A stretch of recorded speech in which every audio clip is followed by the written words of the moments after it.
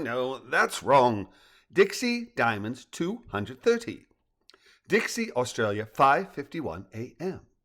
An early riser by nature, Jerald's exhausting New Year's Eve day, accompanied by Ziz falling asleep at 21:57, all but guaranteed that our favorite kitty dog would, like the sun in summertime, rise and shine very, very early.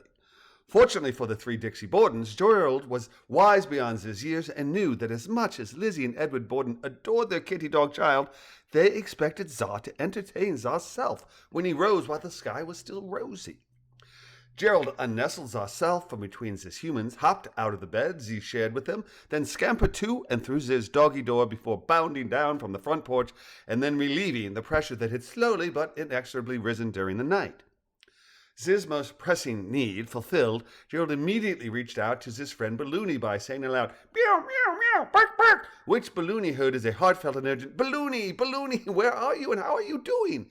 "Jerald," Big B responded immediately. "How wonderful to hear from you. I'm absolutely fine and I'm floating in the brine. I popped into the ocean that's quite a bit north of you and I'm just going with the flow, if I may channel my inner Enye. How are you in yours? I assume Lizzie and Eddie are sleeping." "They are," Jerald confirmed. "How far away are you? You said north, correct?" "I did, and I am, I said. I'm roughly 842 kilometers north of you in the Arafura Sea, floating along towards Metz, France, though I'm undecided if I'm going that far. I popped into the ocean after Paul and Karen were kind enough to smash the tracker Brency had placed inside me. We were concerned that the tracker might be filled with something harmful to animals and that its destruction would endanger people, so I decided to float in the ocean in order to protect my friends.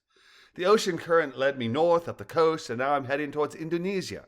Indonesia and my current track got me thinking about floating along to the Middle East, up the Suez, and then flying to Pilotre once I reach Montpellier. However, Joey convinced me that that's not my best option, so I'm just floating peacefully. The good news is that I don't seem to be emitting radiation, which is the bad stuff that was inside my tracker that could harm or kill animals.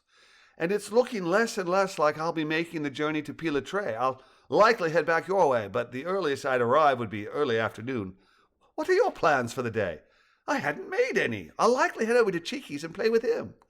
"That sounds lovely. Would you please include me? I'd like to spend some time with the two of you if you don't mind." "Mind? Not at all. We love you, Big B. And I love you.